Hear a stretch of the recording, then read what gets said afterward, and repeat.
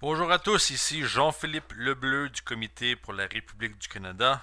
Voici la présentation pour la semaine du 22 juin 2015. Bonjour à tous nos amis francophones au Canada, en Haïti, en France, etc., dans les pays africains. Donc aujourd'hui, on va parler évidemment, encore une fois, de la nécessité qu'ont toutes les nations du monde de se joindre à la dynamique des pays des BRICS.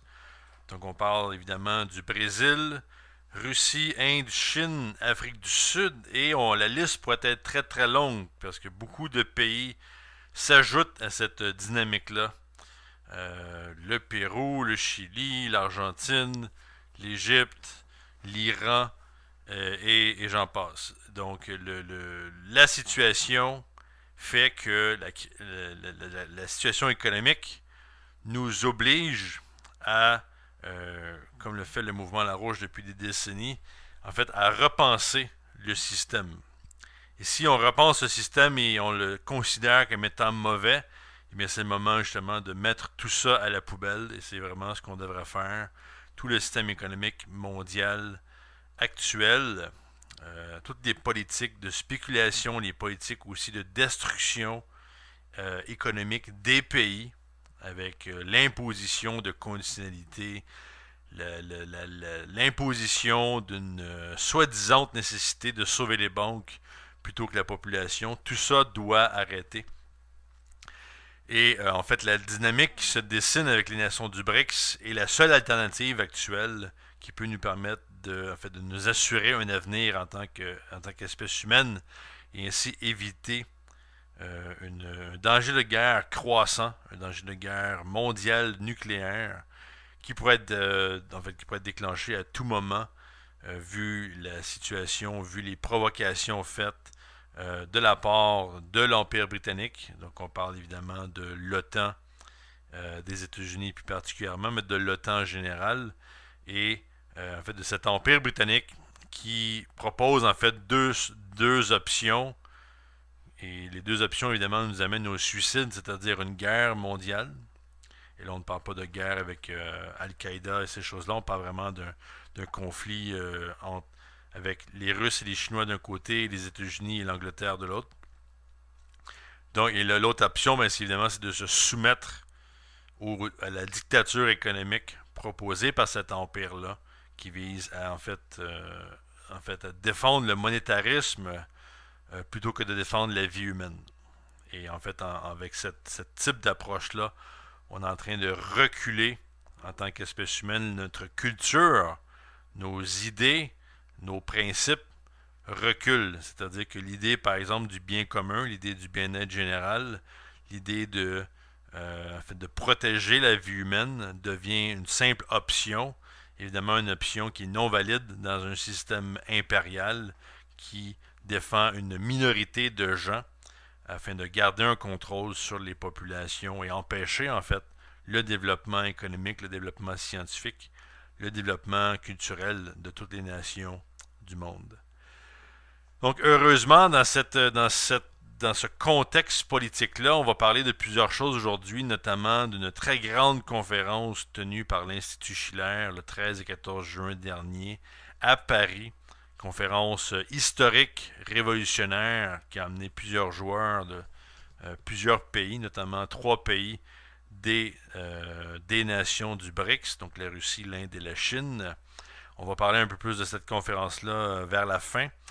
Je voulais commencer avec l'analyse de M. Lyndon LaRouche, économiste américain à la tête du mouvement du comité d'action politique de LaRouche aux États-Unis et en fait aussi le maître à penser là, de son mouvement, du mouvement LaRouche à l'échelle internationale et aussi le rôle de sa femme, dont on va discuter de sa femme Elgazep LaRouche avec l'Institut Schiller. Mais pour commencer, l'analyse de M. LaRouche, qui est en grande partie reliée à ce qui se passe en Europe, notamment en Grèce.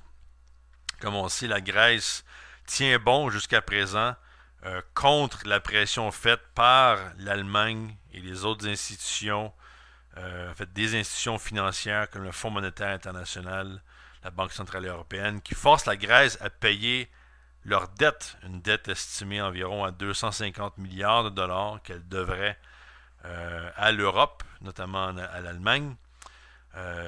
Donc la Grèce tient bon, dit qu'elle ne veut pas payer, dit qu'elle ne peut pas payer, parce que sinon ça voudrait dire de carrément éliminer les membres de sa population, éliminer les personnes âgées, en leur coupant la pension, en coupant les services sociaux, en coupant la santé, etc. Mais ce qui s'est passé plus récemment, c'est que, en fait, de la semaine dernière, c'est que le gouvernement grec a publié un rapport produit par une commission créée au mois d'avril de cette année, la commission sur la vérité sur la dette publique de la Grèce. Et on va revenir beaucoup sur ce rapport-là, qui est un rapport qui dit carrément, écoutez, la dette qui a été imposée à la Grèce est une dette fictive. C'est une dette en fait qui est criminelle. Les gens à l'époque, donc les grands joueurs comme les représentants de banques, les représentants des fameux créditeurs grecs, savaient très bien que leur système ne pourrait pas fonctionner et que quand même la dette a été donnée à la Grèce, en fait a été imposée à la Grèce. Donc un rapport très important, très direct, qui dit, comme on vient de le dire, la dette est illégitime, elle est illégale et elle est odieuse. Et en fait, le rapport propose aussi différentes solutions, notamment ne pas payer la dette, qui est la solution, pas simplement pour la Grèce, mais pour toute l'Europe. Donc, en fait, l'analyse de M. Larouche sur la Grèce, M. Larouche disait, en fait, le 18 juin de cette semaine, il disait ce qui est en faillite, c'est pas la Grèce, c'est l'euro. Donc, il a dit c'est l'euro qui est en faillite, ce n'est pas le drachma. Le drachma étant la monnaie grecque.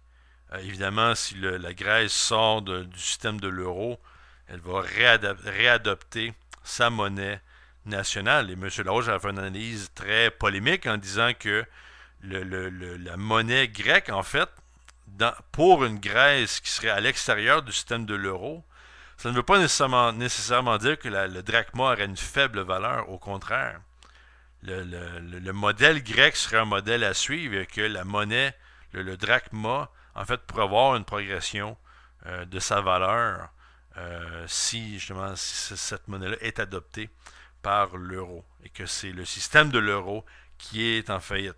Le problème de l'euro, c'est pas la Grèce. Le problème de l'euro, c'est l'euro. C'est le traité de Maastricht, ce sont en fait tous ces traités qui ont amené une situation dans laquelle les nations de l'Europe ont dû soumettre leur souveraineté à un système financier, un système bancaire, qui n'avait aucun intérêt à protéger la population, même qui avait un intérêt à retirer, en fait, pas retirer, mais de plutôt remplacer les constitutions des divers pays par une constitution unique, qui aurait en fait détruit la souveraineté de ces pays-là, en les transformant en petites provinces où la finance ou la Banque centrale européenne peut faire ce qu'elle veut, et aussi dans un système dans lequel un nouveau gouvernement européen serait créé et serait aussi un gouvernement, je dirais pas un gouvernement secret, mais un gouvernement en fait qui ne doit rien à la population. Donc on ne donne pas d'informations, on n'engage pas les gens dans le débat. C'est un gouvernement qui est contrôlé, dans lequel les représentants ne sont même pas élus. Donc ça, c'est l'euro en soi. Donc évidemment, ce que M. Larouche avait à dire, donc il disait, quand on parlait du fait que c'est l'euro qui est en faillite, en fait la solution actuelle dont il faut discuter, c'est pas simplement qu'est-ce que la Grèce doit faire, c'est en fait une solution beaucoup plus vaste dont on a besoin. Donc M. Larouche dit, vous devez en fait soutirer ces dettes spéculatives qui sont sur le dos des nations. En fait, qui sont des dettes spéculatives, qui sont en fait des gageures, comme dans un casino. Et qu'en fait, il faut se débarrasser de tout ça et créer en fait un développement interne économique dans les nations de l'Europe, mais aussi des États-Unis. Donc, M. Larouche dit, la solution, c'est une politique internationale reliée au principe de la loi bancaire Glass-Steagall. Et qu'ensuite, justement, on peut mettre des accords, les nations peuvent se mettre en accord en se basant sur ce principe bancaire Glass-Steagall qui vise la séparation bancaire entre les banques commerciales et les banques d'investissement. Donc, en fait, on met en faillite Wall Street et la City de Londres et on protège en fait l'aspect légitime bancaire. Tout le monde a fait affaire à des banques, on investit notre argent, on fait des investissements dans la communauté, on investit dans les infrastructures, tout ça, ça va. Mais il faut le protéger. C'est ça qui est en train d'être détruit par l'autre système, qui est le système de banques d'investissement, ou ce qu'on peut appeler en fait des banques spéculatives, qui possèdent vraiment aucune véritable valeur intrinsèque ou une valeur physique, une valeur industrielle. Ce sont des machines à faire de l'argent. Et ensuite, quand ces banques-là explosent, comme on l'a vu depuis 2007-2008, eh bien, les banques demandent l'argent des nations. Ce qui est une véritable extorsion, c'est une extorsion criminelle, tout simplement. Donc, et M. Larouche dit, le plus important dans tout ça, c'est de restaurer l'acte, la loi Glass-Steagall aux États-Unis. C'est ça la direction que prend le mouvement Larouche aux États-Unis. Il faut ouvrir justement le contexte pour permettre la création, après le Glass-Steagall, la création d'un crédit national pour la productivité et le développement. Donc, financer des grands projets de développement pour relancer la production totale du pays que représentent les États-Unis.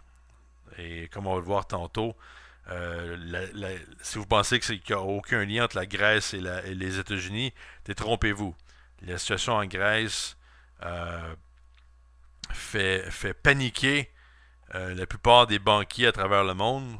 On va voir tantôt le fameux terme qui revient souvent, le terme de contagion. Contagion financière. Quand un pays va mal, souvent, ça peut aider à faire tomber tout l'échiquier mondial. Donc, et ça, les gens de la finance sont très au courant de ça.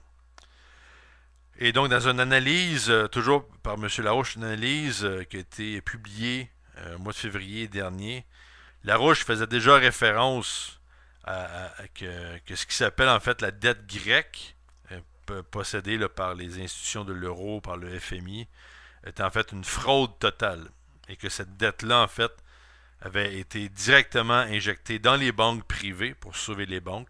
Et après ça, on a demandé aux citoyens grecs de rembourser cette dette-là alors qu'ils n'y ont pas touché du tout. Donc, le tout récent rapport sur la dette publique en Grèce, en fait, donne raison à l'actuel gouvernement grec, le gouvernement de Alexis Tsipras, un gouvernement qui tient bon, qui ne veut pas payer la dette, si cela veut dire éliminer sa propre population. Et évidemment, ce rapport-là va permettre à d'autres nations qui ont aussi des dettes incroyables comme l'Irlande, l'Espagne, l'Italie et le Portugal, et il y en a d'autres. Donc ce rapport-là, justement, pourrait permettre à ces nations-là de mener le même type de résistance, quitte à quitter l'euro, et aussi justement à créer la porte pour la destruction du système impérial en Europe. Donc juste pour donner une citation du rapport, le rapport dit « Toutes les évidences, toutes les preuves amenées dans ce rapport démontrent que la Grèce non seulement n'a pas la capacité de payer la dette, mais ne devrait pas payer la dette. » Très important. N'a pas la capacité de payer la dette et ne devrait pas payer la dette parce que la dette qui est provenue de la Troïka, des contrats signés par la Troïka et la Grèce, en fait, vont directement à l'encontre des droits humains des résidents ou de la population grecque.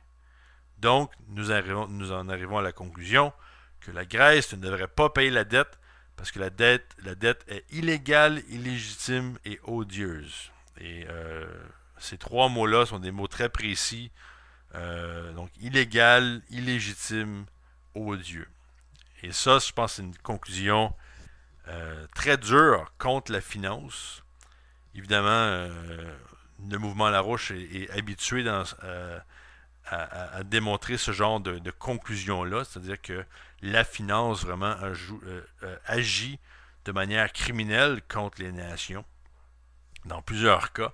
Et le cas de la Grèce est un cas peut-être qu'on peut dire extrême, dans le sens où la Grèce a vraiment reçu toute une gifle de la communauté financière internationale. On a vraiment voulu imposer un fascisme financier.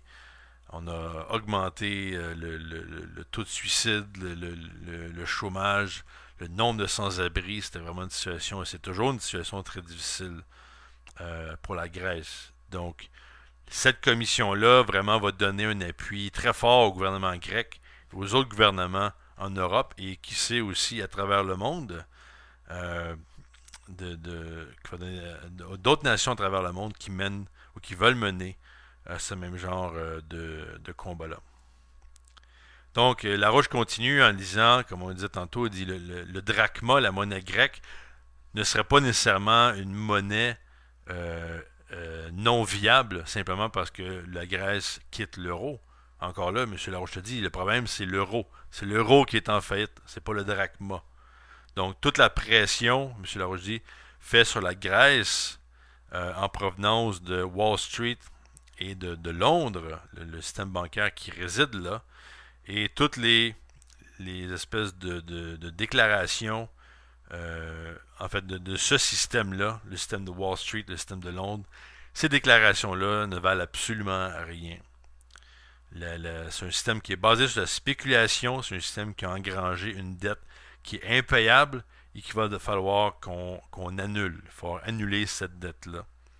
Et donc, l'euro tombe à cause de la banqueroute du système de l'euro.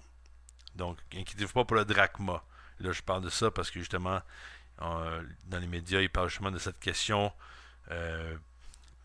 En fait, les médias essaient de prévoir que la Grèce, si elle quitte l'euro, elle va tomber. Donc, elle veut lancer un message aux autres nations de l'Europe que vous ne pouvez pas quitter, sinon vous allez avoir encore plus de problèmes, ce qui est faux selon M. Larouche. Et encore une fois, il faut que les États-Unis s'engagent dans la bataille. Donc, M. Larouche dit, le Parlement grec a rendu un grand service pour l'avenir de l'humanité si nous prenons les bonnes actions maintenant. Donc, quelles sont ces bonnes actions-là? Ben, M. Larouche, évidemment, avait beaucoup à dire par rapport à la situation aux États-Unis. Faut aussi savoir que cette analyse de M. Larouche sur l'euro et la Grèce a été couverte dans plusieurs médias, notamment au Mexique, sur le site internet Politico, qui est un site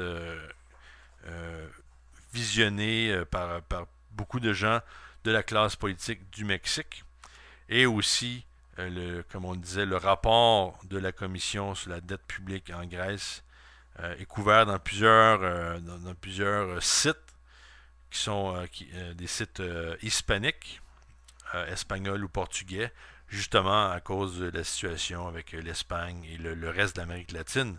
On veut savoir, on veut savoir la véritable situation et on se nourrit des conclusions du rapport pour être capable justement de planifier ou d'organiser une politique pour le futur de ces pays-là. Donc oui, donc la Grèce avance dans la bonne direction, mais il faut aller plus loin. Comme on le disait déjà, il y a de ça, en fait, on en parlait la semaine dernière. L'Allemagne aussi doit changer son fusil d'épaule. L'Allemagne doit se débarrasser d'Angela Merkel. On se rappelle que c'est l'Allemagne qui menait vraiment les pressions contre la Grèce, des pressions carrément, des pressions criminelles, et qu'il y avait une résistance en Allemagne en provenance de deux anciens chanceliers.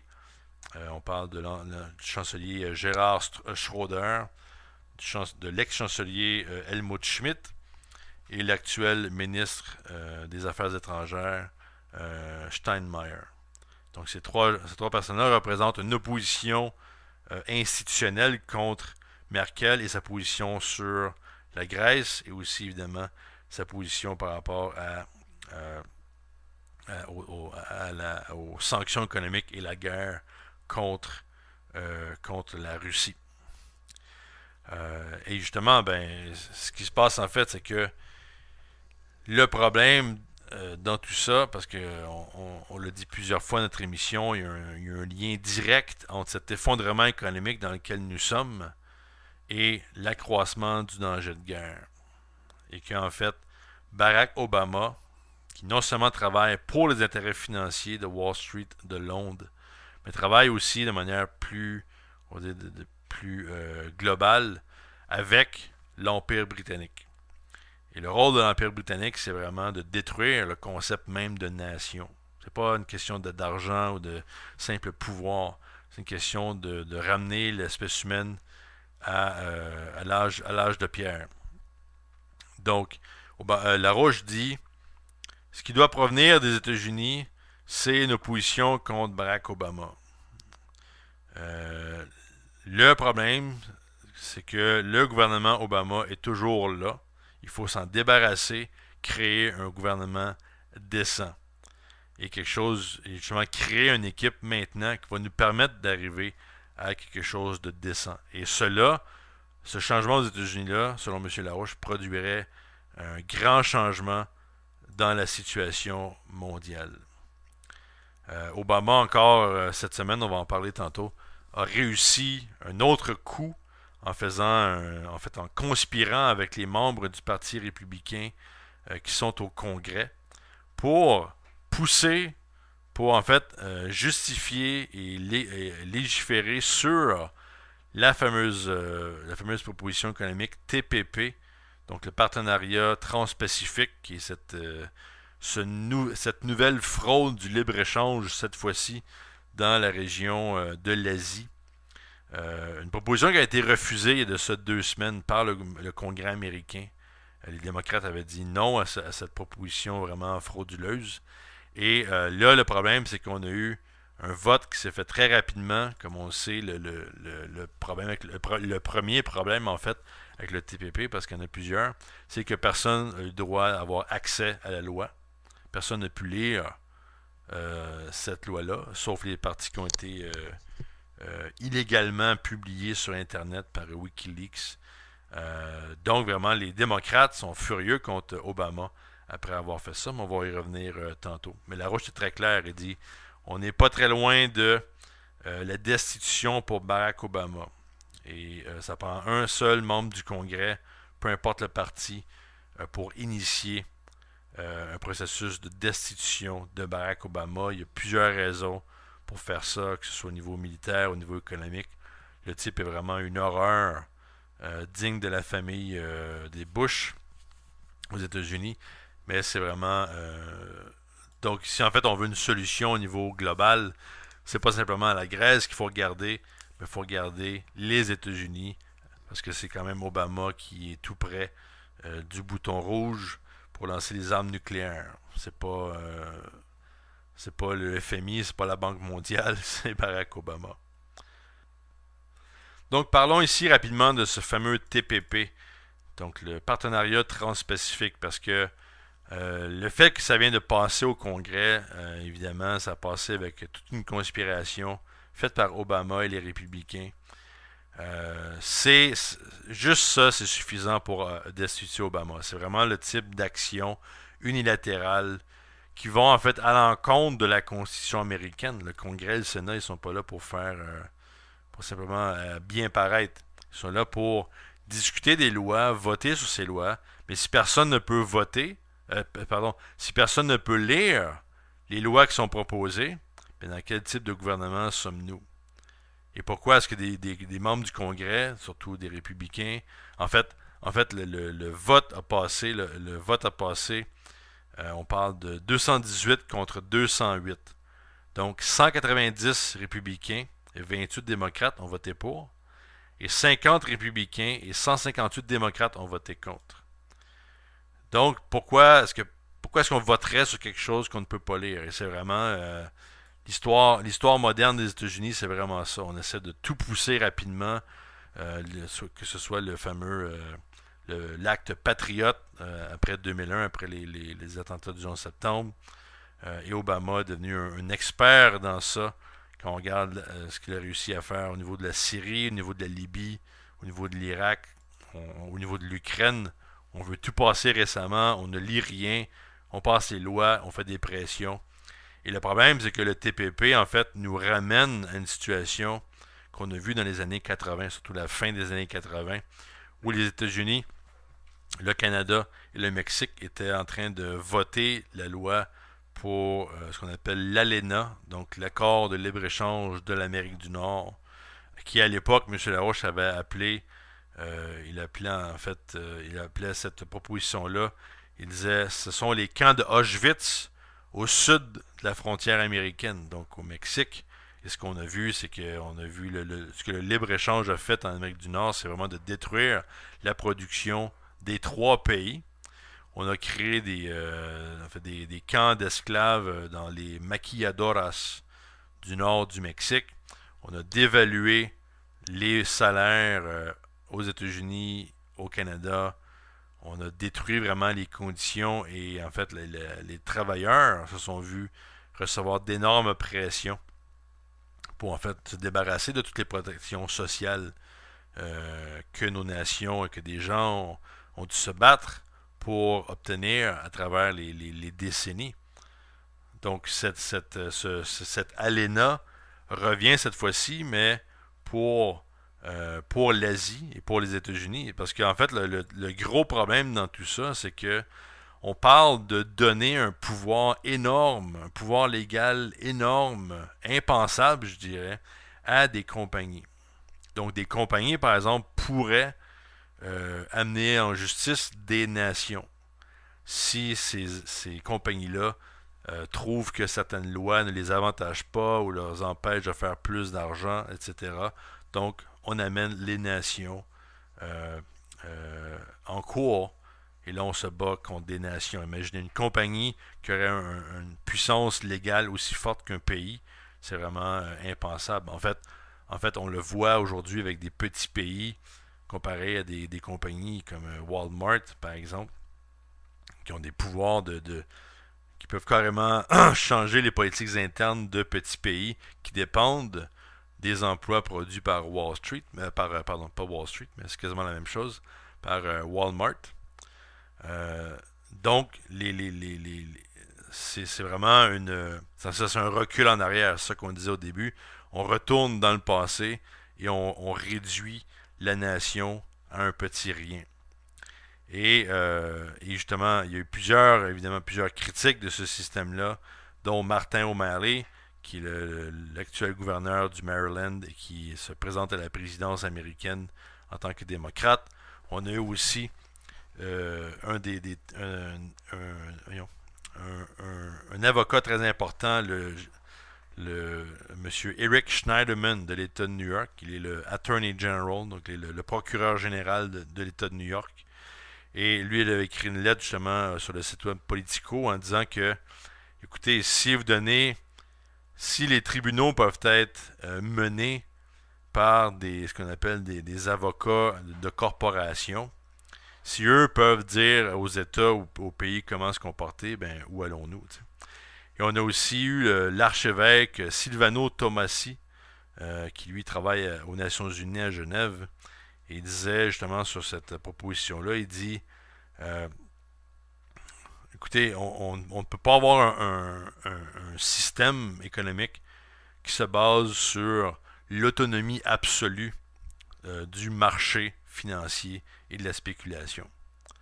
Donc, si on fait ça, bien, on est en train de rejeter le droit des États, on est en train de se débarrasser du bien commun et on perd tout contrôle. On a une nouvelle tyrannie. Une nouvelle tyrannie est née, invisible et souvent virtuelle, qui peut imposer unilatéralement et sans cesse ses propres lois, ses propres règles.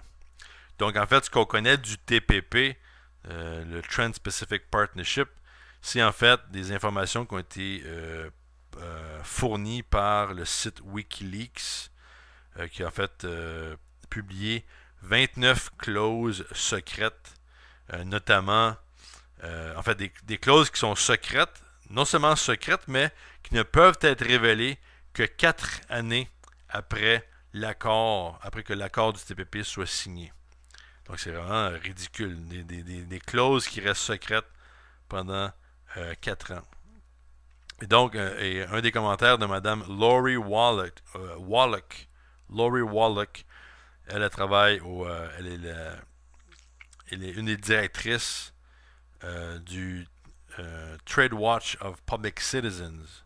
Et elle, ce qu'elle disait, c'est que ben, justement, dans ces 29 clauses secrètes, il y en a seulement 5 qui touchent vraiment les accords économiques. Et comme on le disait encore, on revient sur la question que des compagnies en fait, peuvent carrément refuser des lois de base, comme par exemple, si la loi Glass-Steagall était réétablie, ben ces compagnies-là pourraient dire non, on veut rien savoir avec ça, on va faire notre propre système. Et ça, c'est ça qu'on appelle du fascisme financier, où l'idée de bien commun, l'idée des, des la base, en fait, le fondement des constitutions des pays est rejeté sans problème. Donc, on voit vraiment un très gros problème. Obama est en train de défendre une loi qui n'est pas simplement un accord économique, mais qui est en fait une destruction d'un principe, un principe en fait universel, qui est la défense de la vie humaine. Et là, on dit que toutes les lois qui visent à défendre la vie humaine, les lois importantes au niveau financier, au niveau économique, ces lois-là n'ont plus de force dans un système comme le TPP. Donc c'est ça qui est en jeu. C'est pour ça que la Roche dit il faut destituer ce gars-là. Ce gars-là n'a pas de principe, c'est un narcissiste. Il est une des pires marionnettes de l'histoire de l'Empire britannique. Et ces politiques-là doivent cesser le plus vite possible.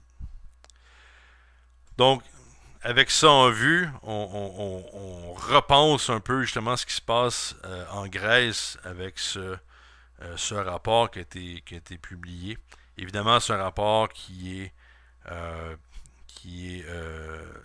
caché en fait par les médias. Les médias ont mis ça sur la liste noire, personne n'en parle.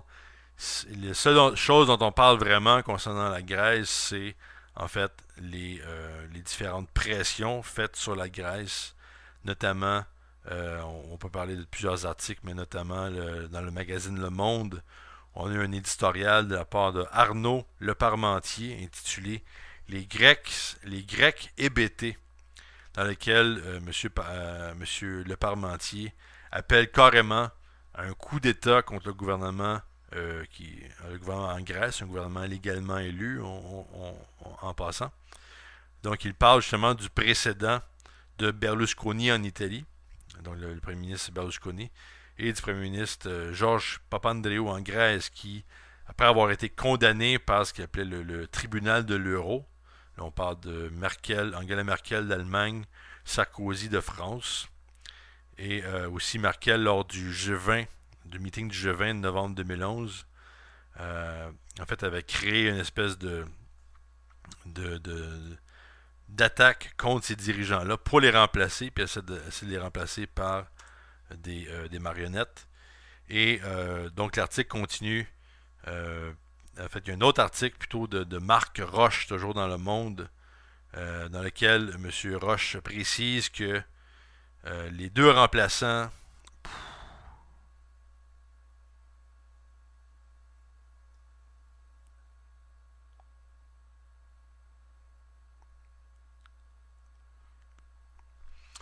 aussi, ce qu'on a eu en fait, c'est qu'on a eu des différentes rencontres récemment des ministères de la finance de l'euro, de la zone euro, qui sont rencontrés, évidemment pour discuter de la question de la Grèce.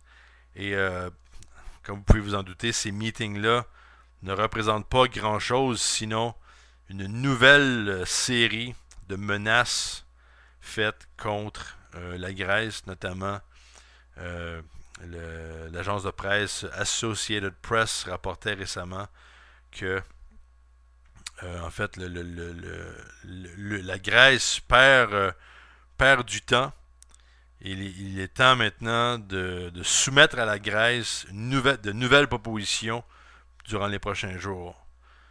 Et avant ce meeting, là on parle d'une déclaration ici du ministère de la Finance hollandais, Jeroen Dijsselbloem, pardon pour la prononciation, donc Dijsselbloem, qui, comme plusieurs autres, dit OK, les propositions faites par les Grecs ne sont pas de bonnes propositions.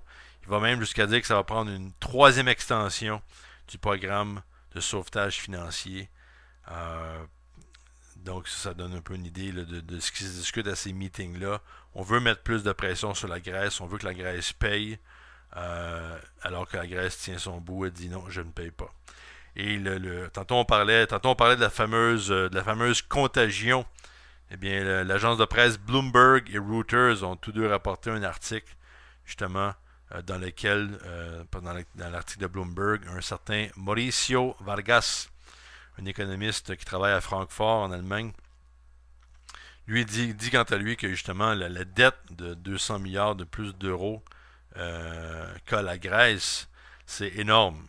Donc si la Grèce ne paye pas, il y a un risque systémique dans les marchés qui ne peut être ignoré, selon M.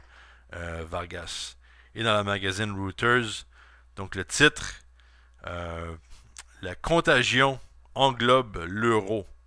Donc il dit en fait un peu comme M. Larouche, si la Grèce tombe, en fait le problème c'est l'euro. C'est l'euro qui est en banqueroute. Et si la Grèce ne paye pas, c'est pas la faute de la Grèce, c'est la faute du système de l'euro. Donc très important. Mais ce qui est intéressant aussi, c'est justement qu'est-ce que la Grèce fait par rapport aux nations du BRICS. Et cette semaine, en fait aujourd'hui je crois, c'est Alexis Tsipras, le premier ministre de la Grèce, qui va rencontrer Vladimir Poutine à Saint-Pétersbourg pour discuter économie, pour discuter d'une potentielle pipeline pour amener le gaz naturel en Europe qui passerait à travers la Grèce. C'est un très très gros enjeu qui a été discuté. Et aussi, le gouvernement grec est intéressé à participer au prochain sommet des BRICS qui se tiendra à Oufa en Russie.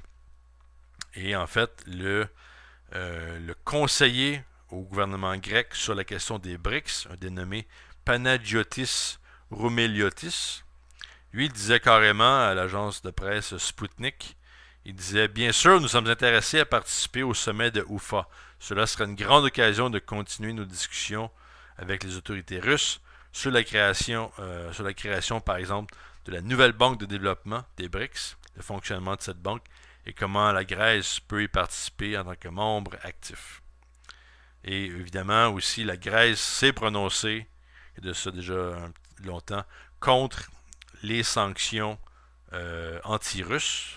Donc le gouvernement grec est contre ces sanctions-là. Et donc est très enthousiaste par rapport au potentiel des nations du BRICS.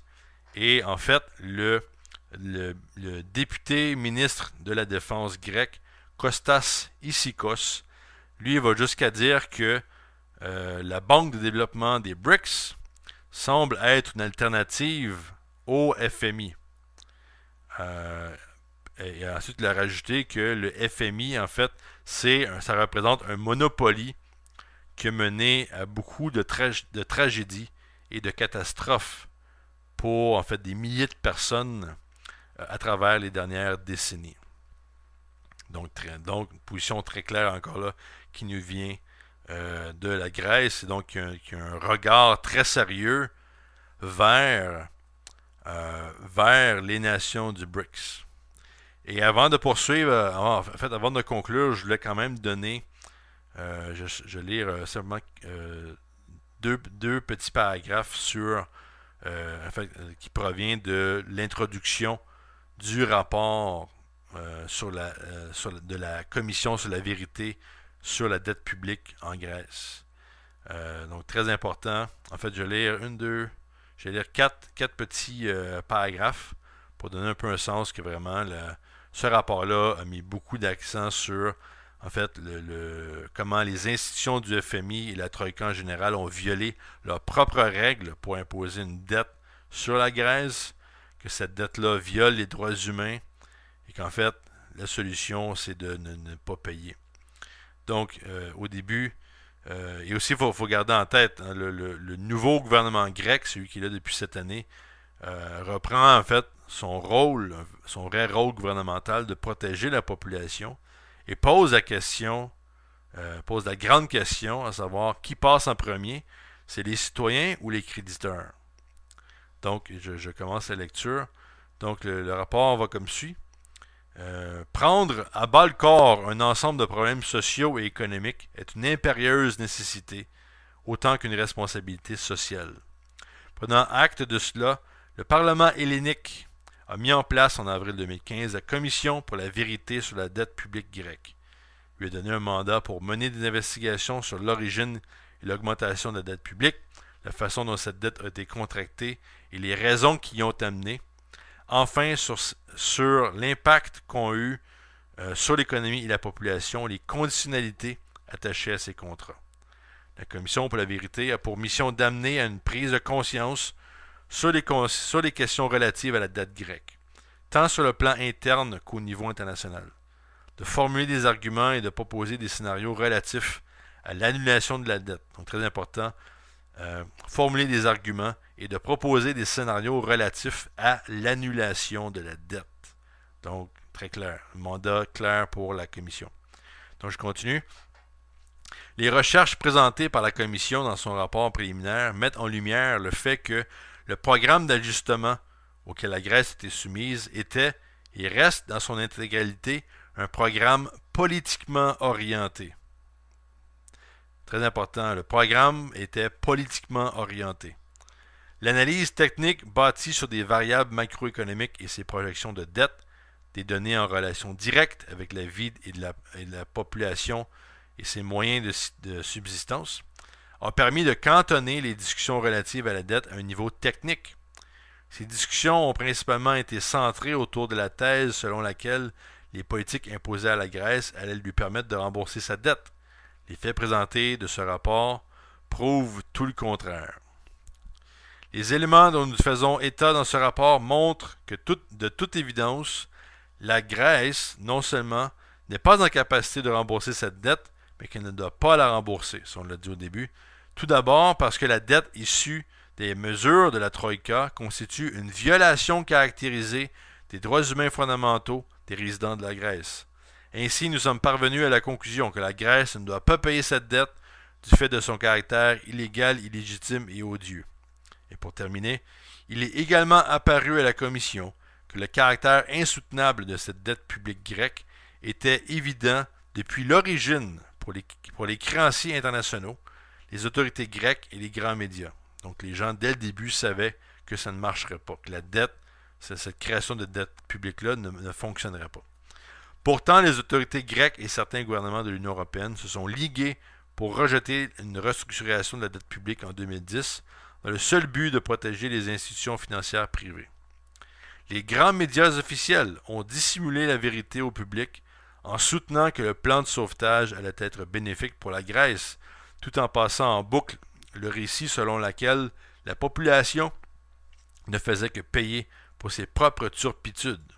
Donc les médias ont menti à la population. Et c'est pour ça, en fait, que, bon, comme sûrement plusieurs de nos auditeurs le savent déjà, vaut mieux pas lire les médias de masse. C'est moins dur pour l'esprit. Et c'est vraiment du lessivage de cerveau. Donc, ce qui sort de cette commission-là, c'est la vérité, toute la vérité sur comment la Grèce a obtenu cette dette et comment, en fait, cette dette-là était une arnaque, était une fraude visant en fait à contrôler la Grèce et, si possible, justement, à réduire la Grèce, comme les autres pays de l'Europe, à un état de servitude. Donc, avec cette situation économique-là, avec aussi, on pourrait en parler rapidement, mais la situation au niveau du danger de guerre entre les États-Unis et la Russie continue d'augmenter. L'OTAN continue sa provocation. On parle maintenant de 10 000 troupes qui seraient dans la région de la mer Baltique, avec aussi des gens en Pologne qui, en fait, se préparent, font plusieurs exercices militaires près de la frontière russe. Donc la provocation se poursuit. Les Russes ont malheureusement dû prendre la décision, enfin, pour se protéger, en fait, de produire plus de 40 missiles qu'on appelle des missiles balistiques intercontinentaux. Donc des missiles, en fait, qui peuvent détruire d'autres systèmes antimissiles ce que l'OTAN et les États-Unis sont en train de créer partout sur la frontière européenne, près de la Russie. Donc évidemment, le danger est toujours présent. Et c'est pour ça qu'en fait, ça vaut la peine de conclure avec un mini-rapport de la conférence révolutionnaire de l'Institut Schiller, donné récemment le 13 et 14 juin, intitulé Rebâtir le monde à l'ère des BRICS. Une conférence dans laquelle ont participé plus de 450 personnes, et donc des gens de plusieurs pays. On avait des représentants du Brésil, de la Russie, de l'Inde et de la Chine qui étaient là, de l'Iran, de la France, de l'Allemagne, de plusieurs autres pays, l'Australie notamment. Et l'objectif de la conférence était en fait de faire souffler en France et en Europe le vent de progrès qui nous provient des BRICS et de leurs alliés face à un ordre international qui n'a plus rien d'autre à offrir que le retour des empires. La guerre contre tous, la guerre de tous contre tous et le pillage systématique des peuples et des biens publics. Il y a eu aussi un autre sujet adressé à la conférence, très important, le sujet le malthusianisme, véhiculé par les thèses du réchauffement climatique et la COP21. Donc là, on parle évidemment de la prochaine conférence qui aura lieu à Paris au mois de décembre, une conférence sur le réchauffement climatique, qui est vraiment cette théorie-là et tous les groupes qui s'y associent sont vraiment les ennemis jurés du développement des BRICS et du reste de la planète.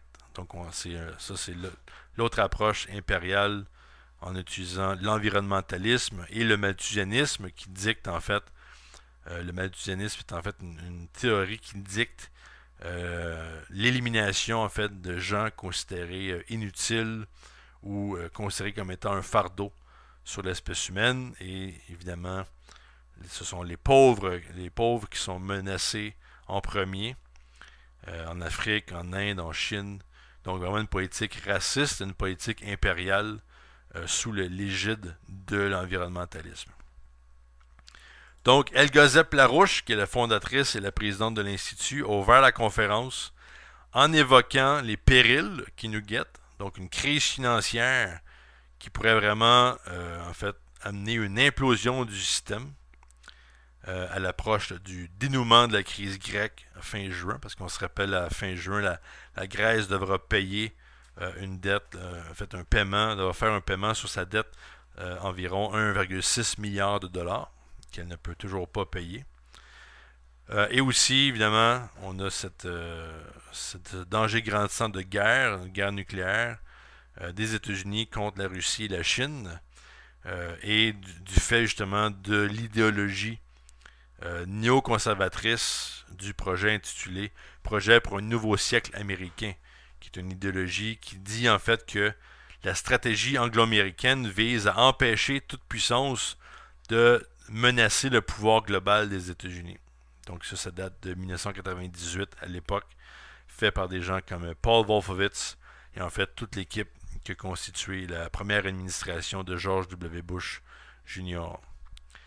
Donc il y a aussi eu l'économiste Lyndon LaRouche qui a adressé un message vidéo en soutien aux protestations des trois politiciens allemands qui font opposition à Angela Merkel maintenant.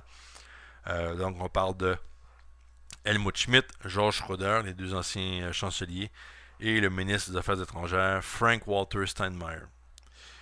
Mais Mme Larouche a poursuivi justement en démontrant un très grand optimisme, en présentant les nations du BRICS, la nouvelle route de la soie, qui est la politique du mouvement Larouche depuis les années 90.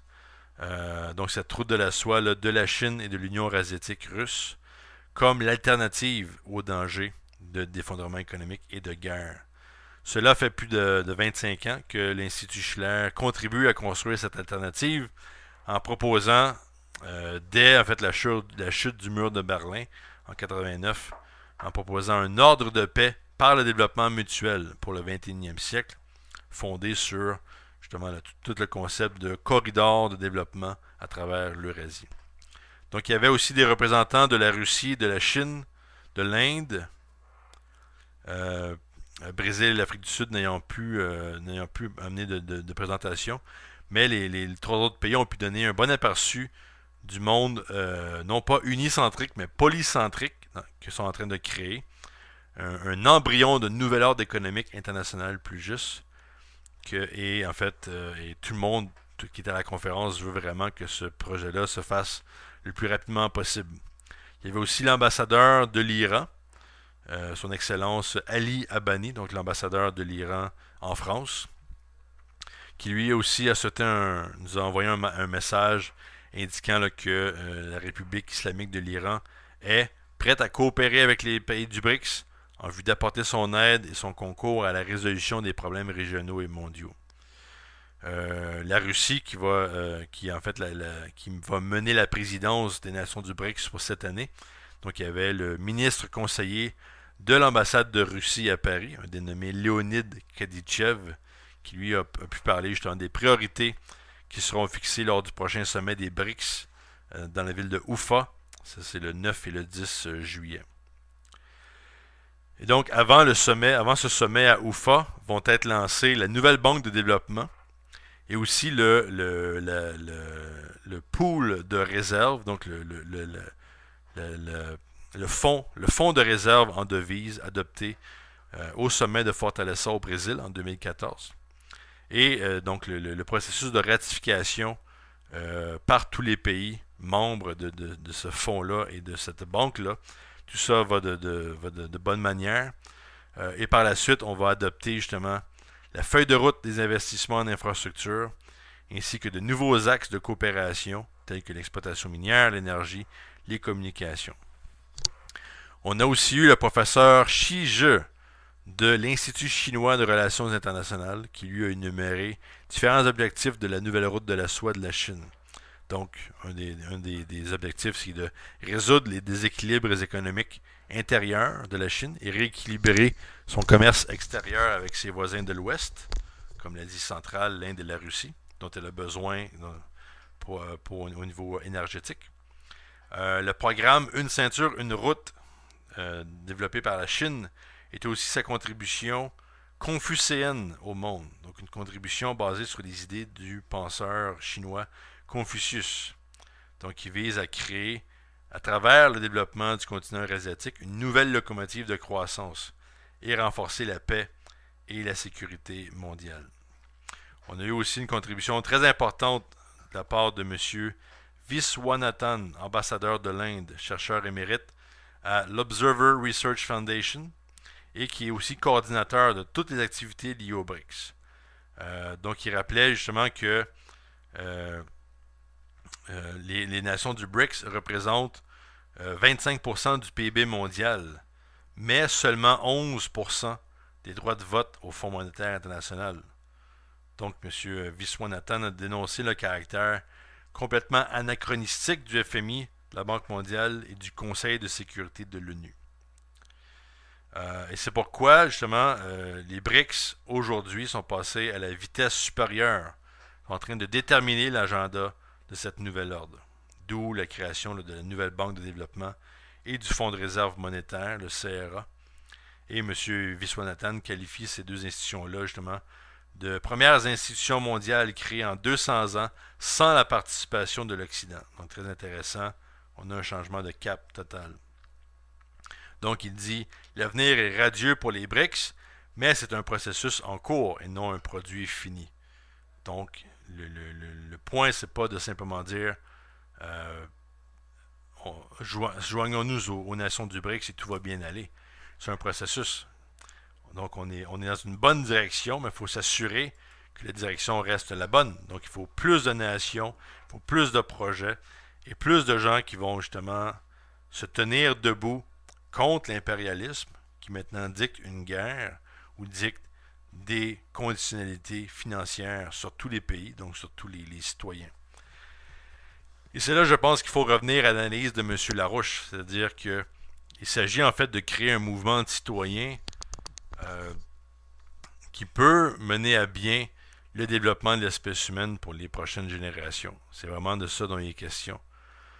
Donc, évidemment, on veut arrêter une guerre mondiale, Mais cette guerre mondiale-là ne peut pas être remplacée par une espèce de nouvelle guerre froide ou une espèce de dictature. Ça prend, en fait, il faut donner liberté au pouvoir créateur de l'espèce humaine, mais vraiment créer une nouvelle renaissance au niveau des idées, au niveau de notre conception de l'espèce humaine, au niveau des grands projets scientifiques de l'heure, comme la question de l'eau, la question justement de redévelopper la biosphère des continents à travers le monde, de développer un programme spatial, de développer la fusion nucléaire. Ces projets-là ne peuvent pas être simplement menés par un pays ou deux pays. Il faut vraiment engager tout le monde dans cette bataille-là.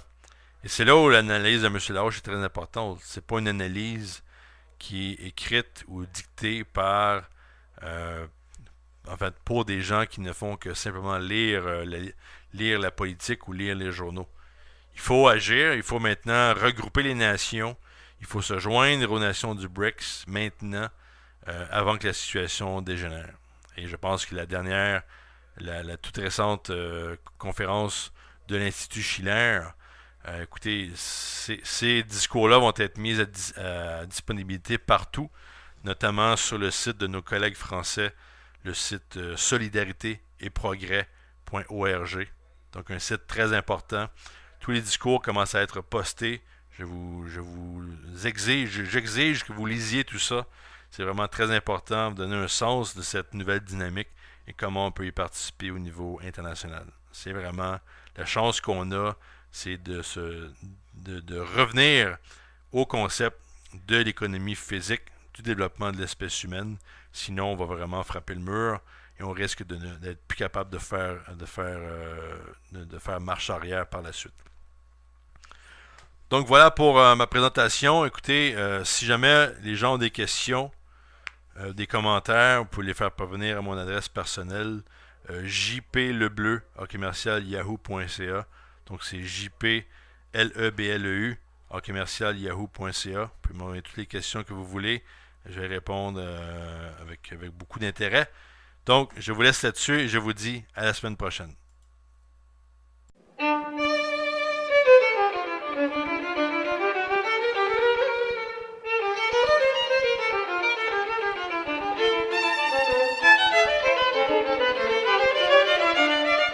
En fait, de cet empire britannique qui propose en fait deux options. Et les deux options, évidemment, nous amènent au suicide, c'est-à-dire une guerre mondiale. Et là, on ne parle pas de guerre avec Al-Qaïda et ces choses-là. On parle vraiment d'un conflit avec les Russes et les Chinois d'un côté et les États-Unis et l'Angleterre de l'autre.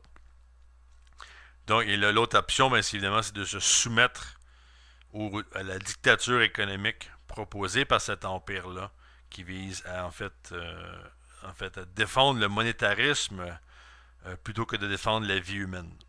Et en fait, avec ce type d'approche-là, on est en train de reculer en tant qu'espèce humaine notre culture, nos idées, nos principes reculent. C'est-à-dire que l'idée, par exemple, du bien commun, l'idée du bien-être général, l'idée en fait, de protéger la vie humaine devient une simple option, évidemment une option qui est non valide dans un système impérial qui défend une minorité de gens afin de garder un contrôle sur les populations et empêcher en fait le développement économique, le développement scientifique, le développement culturel de toutes les nations du monde. Donc heureusement, dans ce contexte politique-là, on va parler de plusieurs choses aujourd'hui, notamment d'une très grande conférence tenue par l'Institut Schiller le 13 et 14 juin dernier à Paris. Conférence historique, révolutionnaire, qui a amené plusieurs joueurs de plusieurs pays, notamment 3 pays des nations du BRICS, donc la Russie, l'Inde et la Chine. On va parler un peu plus de cette conférence-là vers la fin. Je voulais commencer avec l'analyse de M. Lyndon LaRouche, économiste américain à la tête du mouvement du comité d'action politique de LaRouche aux États-Unis. Et en fait aussi le maître à penser de son mouvement, du mouvement LaRouche à l'échelle internationale, et aussi le rôle de sa femme, dont on va discuter de sa femme Elgazep LaRouche avec l'Institut Schiller. Mais pour commencer, l'analyse de M. Larouche, qui est en grande partie... Bonjour à tous, ici Jean-Philippe Lebleu du Comité pour la République du Canada. Voici la présentation pour la semaine du 22 juin 2015. Bonjour à tous nos amis francophones au Canada, en Haïti, en France, etc., dans les pays africains. Donc aujourd'hui, on va parler évidemment, encore une fois, de la nécessité qu'ont toutes les nations du monde de se joindre à la dynamique des pays des BRICS. Donc on parle évidemment du Brésil, Russie, Inde, Chine, Afrique du Sud, et la liste pourrait être très très longue parce que beaucoup de pays s'ajoutent à cette dynamique-là. Le Pérou, le Chili, l'Argentine, l'Égypte, l'Iran, et j'en passe. Donc la situation fait que la situation économique nous oblige à, comme le fait le mouvement Larouche depuis des décennies, en fait, à repenser le système. Et si on repense le système et on le considère comme étant mauvais, eh bien c'est le moment justement de mettre tout ça à la poubelle, et c'est vraiment ce qu'on devrait faire. Tout le système économique mondial actuel, toutes les politiques de spéculation, les politiques aussi de destruction économique des pays, avec l'imposition de conditionnalité, l'imposition d'une soi-disant nécessité de sauver les banques plutôt que la population, tout ça doit arrêter. Et en fait, la dynamique qui se dessine avec les nations du BRICS est la seule alternative actuelle qui peut nous permettre de nous assurer un avenir en tant qu'espèce humaine et ainsi éviter un danger de guerre croissant, un danger de guerre mondial nucléaire qui pourrait être déclenché à tout moment vu la situation, vu les provocations faites de la part de l'Empire britannique. Donc on parle évidemment de l'OTAN, des États-Unis plus particulièrement, mais de l'OTAN en général, et relié à ce qui se passe en Europe, notamment en Grèce. Comme on sait, la Grèce tient bon jusqu'à présent contre la pression faite par l'Allemagne et les autres institutions, des institutions financières comme le Fonds monétaire international, la Banque centrale européenne, qui forcent la Grèce à payer leur dette, une dette estimée environ à 250 milliards de dollars qu'elle devrait à l'Europe, notamment à l'Allemagne. Donc la Grèce tient bon, dit qu'elle ne veut pas payer, dit qu'elle ne peut pas payer, parce que sinon ça voudrait dire de carrément éliminer les membres de sa population, éliminer les personnes âgées, en leur coupant la pension, en coupant les services sociaux, en coupant la santé, etc. Mais ce qui s'est passé plus récemment, c'est que, en fait, de la semaine dernière, c'est que le gouvernement grec a publié un rapport produit par une commission créée au mois d'avril de cette année, la commission sur la vérité sur la dette publique de la Grèce. Et on va revenir beaucoup sur ce rapport-là, qui est un rapport qui dit carrément, écoutez, la dette qui a été imposée à la Grèce est une dette fictive. C'est une dette en fait qui est criminelle. Les gens à l'époque, donc les grands joueurs comme les représentants de banques, les représentants des fameux créditeurs grecs, savaient très bien que leur système ne pourrait pas fonctionner et que quand même la dette a été donnée à la Grèce, en fait a été imposée à la Grèce. Donc un rapport très important, très direct, qui dit, comme on vient de le dire, la dette est illégitime, elle est illégale et elle est odieuse. Et en fait, le rapport propose aussi différentes solutions, notamment ne pas payer la dette, qui est la solution, pas simplement pour la Grèce, mais pour toute l'Europe. Donc, en fait, l'analyse de M. Larouche sur la Grèce, M. Larouche disait, le 18 juin de cette semaine, il disait « Ce qui est en faillite, c'est pas la Grèce, c'est l'euro. » Donc, il a dit « C'est l'euro qui est en faillite, ce n'est pas le drachma. » Le drachma étant la monnaie grecque Évidemment, si la Grèce sort du système de l'euro, elle va réadopter sa monnaie nationale. Et M. Larouche a fait une analyse très polémique en disant que la monnaie grecque, en fait, pour une Grèce qui serait à l'extérieur du système de l'euro, ça ne veut pas nécessairement dire que le drachma aurait une faible valeur. Au contraire, le modèle grec serait un modèle à suivre et que la monnaie, le drachma, en fait, pourrait avoir une progression de sa valeur si justement si cette monnaie-là est adoptée par l'euro et que c'est le système de l'euro qui est en faillite. Le problème de l'euro, c'est pas la Grèce. Le problème de l'euro, c'est l'euro. C'est le traité de Maastricht, ce sont en fait tous ces traités qui ont amené une situation dans laquelle les nations de l'Europe ont dû soumettre leur souveraineté à un système financier, un système bancaire, qui n'avait aucun intérêt à protéger la population, même qui avait un intérêt à retirer, en fait, pas retirer, mais de plutôt remplacer les constitutions des divers pays par une constitution unique qui aurait en fait détruit la souveraineté de ces pays-là en les transformant en petites provinces où la finance ou la Banque centrale européenne peut faire ce qu'elle veut et aussi dans un système dans lequel un nouveau gouvernement européen serait créé et serait aussi un gouvernement, je dirais pas un gouvernement secret, mais un gouvernement en fait qui ne doit rien à la population. Donc, on ne donne pas d'informations, on n'engage pas les gens dans le débat. C'est un gouvernement qui est contrôlé, dans lequel les représentants ne sont même pas élus. Donc, ça, c'est l'euro en soi. Donc, évidemment, ce que M. Larouche avait à dire, donc il disait, quand on parlait du fait que c'est l'euro qui est en faillite, en fait, la solution actuelle dont il faut discuter, c'est pas simplement qu'est-ce que la Grèce doit faire, c'est en fait une solution beaucoup plus vaste dont on a besoin. Donc, M. Larouche, j'ai dit, vous devez en fait soutirer ces dettes spéculatives qui sont sur le dos des nations. En fait, qui sont des dettes spéculatives, qui sont en fait des gageures, comme dans un casino.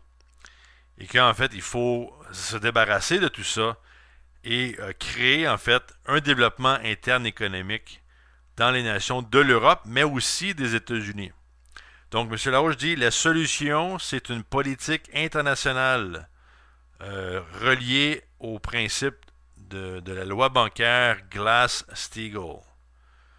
Et qu'ensuite, justement, on peut mettre des accords, les nations peuvent se mettre en accord en se basant sur ce principe bancaire Glass-Steagall qui vise la séparation bancaire entre les banques commerciales et les banques d'investissement. Donc, en fait, on met en faillite Wall Street et la City de Londres et on protège en fait l'aspect légitime bancaire. Tout le monde a fait affaire à des banques, on investit notre argent, on fait des investissements dans la communauté, on investit dans les infrastructures, tout ça, ça va. Mais il faut le protéger. C'est ça qui est en train d'être détruit par l'autre système, qui est le système de banques d'investissement, ou ce qu'on peut appeler en fait des banques spéculatives, qui possèdent vraiment aucune véritable valeur intrinsèque ou une valeur physique, une valeur industrielle. Ce sont des machines à faire de l'argent. Et ensuite, quand ces banques-là explosent, comme on l'a vu depuis 2007-2008, eh bien, les banques demandent l'argent des nations. Ce qui est une véritable extorsion, c'est une extorsion criminelle, tout simplement. Donc, et M. Larouche dit, le plus important dans tout ça, c'est de restaurer l'acte, la loi Glass-Steagall,